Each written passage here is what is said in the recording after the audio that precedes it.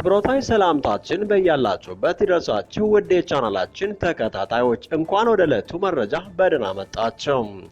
በቅድሚያ በትግራይ ክልል የድንበር አካባቢዎች እየታዩ ያሉትን የፖለቲካ የጸጥታ ለውጦች እንመለከታለን።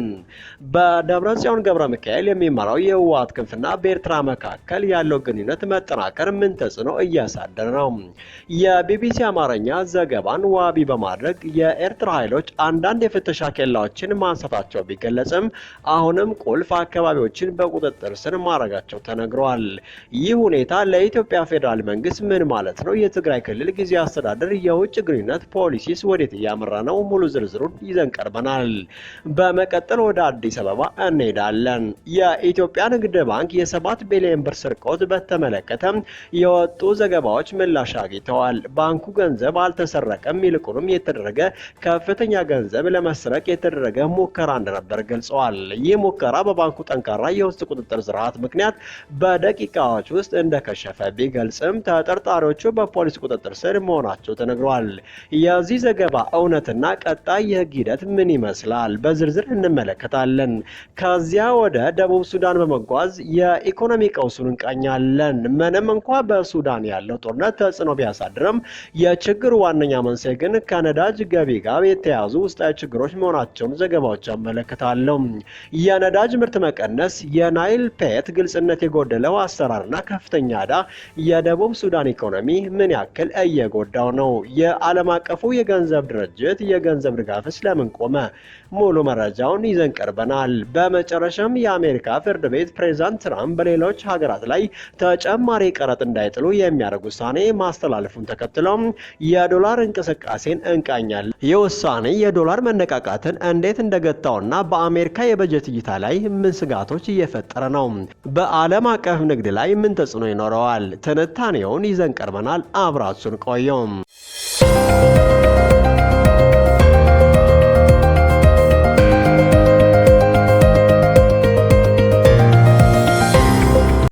በደብረጽዮን ገብረ ሚካኤል በሚመራው የህወሓት ክንፍና በኤርትራ መንግስት መካከል ግንኙነት እየተጠናከረ መምጣቱን ተከትሎ የትግራይ ክልል የፖለቲካና የጸጥታ ለውጦችን እያስተናገደ ይገኛል።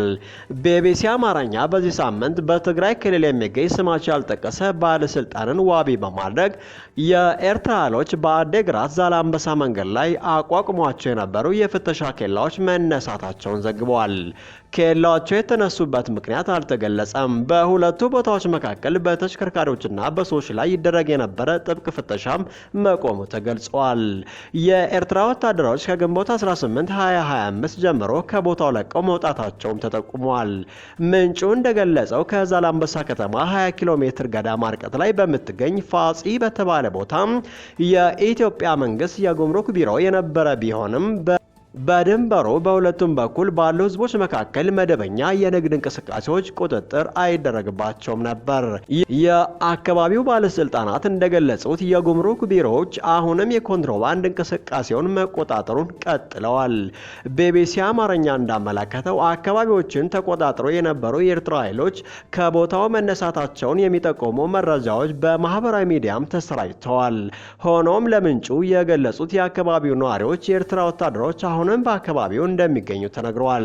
ዛላምበሳ፣ ራማ፣ ሽራሮና ባድመም አሁንም በኤርትራ ኃይሎች ቁጥጥር ስር መሆናቸው ተገልጿል። ምንጩ አክሎም የኤርትራ ወታደሮች አዲ ጸጸር፣ ብላቺማ፣ ሰንበል፣ ባድመ፣ ሀዲሽ አዲ፣ ደንቦ፣ ጉዳሙና ደንቦ ሞንጊል ጨምሮ በሽራሮ ወረዳ ስር ባሉ አካባቢዎች በስፋት እንደሚንቀሳቀሱ ተገልጸዋል። በተጨማሪም ነዋሪዎቹ ለምንጩ እንደገለጹት በአካባቢው ምንም የኢትዮጵያ ፌዴራል መንግስት ኃይል አይገኝም። የትግራይ ክልል ኃይሎችም እንዲሁ በአካባቢው አይገኙም። በሰሜን ትግራይ የሚገኙ የድንበር አካባቢዎች በትግራይ ወታደራዊ ቁጥጥር ስር ናቸው። ከሽራሮ በተጨማሪ በራማ የድንበር አካባቢ ነዋሪዎችም አካባቢው በኤርትራ መንግስት ወታደሮች ቁጥጥር ስር መሆኑን ለምን ምንጩ ገልጸዋል። በአካባቢው የተወሰነ የህዝብ ለህዝብ ግንኙነት ቢጀመርም ይፋዊ በሆነ መንገድ አይደለም። የትግራይ ክልል ጊዜያዊ አስተዳደር ፕሬዝዳንት አቶ ታደሰ ወረደ በሚያዝያ 2024 ለቦታው ሲሾሙ ከፌዴራል መንግስት ጋር በክልሉ ያልተፈቀዱ የውጭ ግንኙነትን ለመቆጣጠር ቃል ኪዳን መፈራረማቸው ይታወሳል። ሆኖም የደብረ ጽዮንን ክንፍ የሚደግፉ የጦር መሪዎች የፌዴራል መንግስት ከኤርትራ ጋር የሚደረግን ግንኙነት ለመቆጣጠር የሚያሳየውን ዝንባሌ ውድቅ አድርገውታል። በዚህ ሳምንት ጀነራል ክንፈ ዳኘም ትግራይ ከኤርትራ መንግስት ጋር ግንኙነት ለመፍጠር ከፌዴራል መንግስት ፍቃድ አያስፈልጋትም ሲሉ በይፋ መቃወማቸው ተዘግበዋል። በኤርትራና በኢትዮጵያ መካከል ያለው ግንኙነት የውጥረት ነጥብ ላይ መድረሱ ይነገራል። ሁለቱ ሀገራት በማንኛውም ጊዜ ወደ ጦርነት ሊገቡ እንደሚችሉ ስጋቶች አለው። ይህ በእንዲህ እንዳለ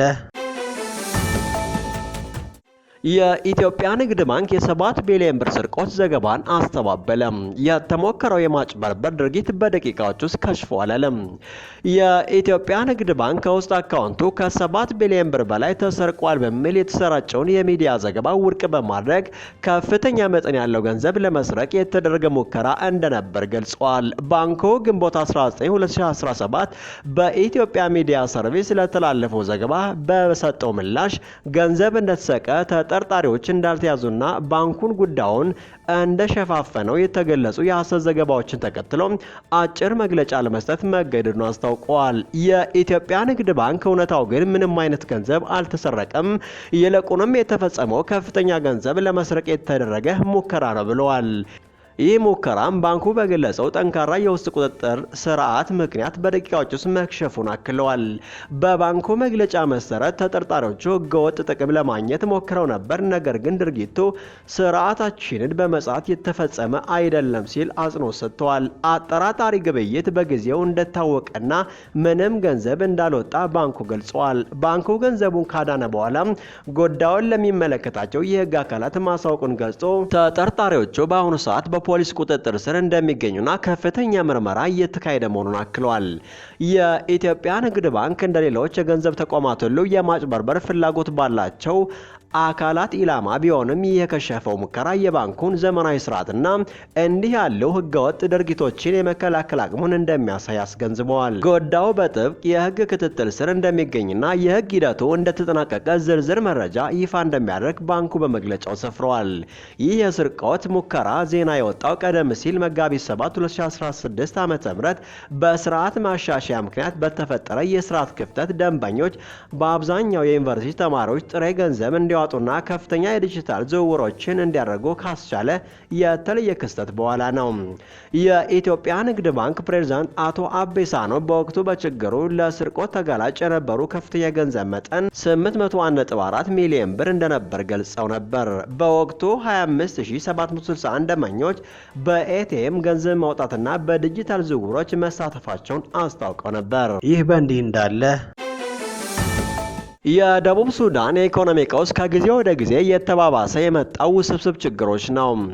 ምንም እንኳ በጎረቤት ሱዳን ያለው የእርስ በርስ ጦርነት ተጽዕኖ ቢያሳድርም ለችግሩ ዋነኛ መንስኤ ግን ከነዳጅ ገቢ ጋር የተያዙ ውስጣዊ ችግሮች ናቸው። የነዳጅ ምርት አቅም በእጅጉ ቀንሷል። ከጦርነት በፊት ከነበረበት የቀን 400,000 በርሜል ወደ 130,000 በርሜል ወርዷል። ይህ የሆነው የነዳጅ ጉድጓዶች ጥራት መቀነሱና አገሪቱን የነዳጅ በብቃት ለማውጣት የሚያስችል የአሰራር አቅም ባለመኖሩ ነው። ከዚህ በተጨማሪ ፔትሮናስ ከወጣ በኋላ ናይልፔል የመንግስት የነዳጅ ኩባንያ የምርት አቅርቦት ስርዓቱን መተካት ባለመቻሉም የነዳጅ ቅድመ ሽያጭ ስምምነቶች ዳግም ናይልፔት አሁን ባለው ምርት ላይ የሚያገኘውን ገቢ በመገደብ እስከ 2027 ድረስ አብዛኛውን ምርት አስቀድሞ እንዲሸጥ አድርጎታል። የናይልፔት አሰራር ግልጽነት የጎደለው ከመሆኑም በላይ በሙስና የተጨማለቀ መሆኑ የኢኮኖሚ ቀውሱን ይበልጥ አባብሶታል። የኩባንያው የሂሳብ መዝገቦች በመንግስት የፋይናንስ ሰነዶች ላይ የሚታዩ ሲሆን አብዛኛውን ጊዜ ከበጀት ውጪ ይመደባሉ። ይህ ጥቁር ሳጥን ባህሪ የገንዘብ ፍሰትን ለመከታተል እጅግ አስቸጋሪ ያደርገዋል። ሌላኛው ችግር ደግሞ ከፍተኛ መጠን ያለው ቀጥተኛ ያልሆነ የነዳጅ ገቢ በተለይም የነዳጅ ቦታዎችን ለመጠበቅ የሚከፈል የጥበቃ ክፍያ በቀጥታ ለብሔራዊ ደህንነት አገልግሎት የሚውል እንጂ ወደ ይፋዊ በጀት እንደማይገባ መሆኑ ነው። ይህ ማለት ገንዘቡ ለህዝብ አገልግሎት ወይም ለልማት አይውልም ማለት ነው። በመጨረሻም ደቡብ ሱዳን ባላት ከፍተኛ ዕዳና ደካማ የፋይናንስ አስተዳደር ምክንያት አዲስ ብድር ለማግኘት እየተቸገረች ነው። ነባር ብድሮች በነዳጅ ምርት ላይ የተመሰረቱ በመሆናቸው በምርቱ ላይ የሚፈጠር ማንኛውም መስተጓጎል የሀገሪቱን ብድር ተአማኒነት ይጎዳል። ከዓለም የገንዘብ ድርጅት IMF የሚገኘው የገንዘብ ድጋፍ የቆመውም በሱዳን ጦርነት ሳይሆን በደቡብ ሱዳን ባለው ደካማ የፋይናንስ አስተዳደርና የመንግስት አፈጻጸም ላይ ባሉ ስጋቶች ምክንያት ነው። እነዚህ ሁሉ ምክንያቶች ተደማምረው ደቡብ ሱዳን በአሁኑ ወቅት ከባድ የኢኮኖሚ ቀውስ ውስጥ እንድትገባ አድርጓታል። በመጨረሻም የአሜሪካ ፍርድ ቤት የትራምፕን የታሪፍ ውሳኔ አገደ። የአሜሪካ ዶላር ትላንት በአንጻራዊነት የተሻለ እንቅስቃሴ ማሳየት ጀምሮ የነበረ ቢሆንም ይህ መነቃቃት ዛሬ እየደበዘዘ መጥቷል። ለዚህም ዋነኛ ምክንያት አንድ የአሜሪካ ፍርድ ቤት ፕሬዝዳንት ዶናልድ ትራምፕ በሌሎች ሀገራት ከውጭ በሚገቡ ምርቶች ላይ ተጨማሪ ቀረጥ እንዳይጥሉ የሚያደርግ ውሳኔ ማስተላለፉ ነው። የዶላሩ መነቃቃት በለንደን የንግድ ስርዓት መዳከም የጀመረው የገበያ ትኩረት አሁንም እርግጠኛ ወዳልሆነው የንግድ ሁኔታና በአሜሪካ የበጀት እይታ ላይ ስጋቶች በመመለሳቸው ነው። ባለሙያዎች እንደሚሉት ምንም እንኳ ፍርድ ቤቱ ትራምፕ በሁሉም ሀገራት ላይ በጅምላ ታሪፍ እንዳይጥሉ ቢከለክልም ፕሬዝዳንቱ አሁንም በተወሰኑ የኢኮኖሚ ዘርፎች ላይ ያተኮሩ ታሪፎችን ሊጥሉ ይችላሉ። በተጨማሪም የታሪፍ ገቢዎች መቀነስ የአሜሪካን የበጀት ችግሮች ሊያባብስ ይችላል የሚል ስጋት አለ። ይህ የፍርድ ቤት ውሳኔና ይግባኝ የመጠየቅ ዕድሉ በታሪፎች ዙሪያ ያለውን ቁርጠኛ ያለመሆን ሁኔታ እንደሚያራዝመውና በዓለም አቀፍ ንግድ ላይም ተጽዕኖ እንደሚያሳድር ተንታኞች ገልጸዋል።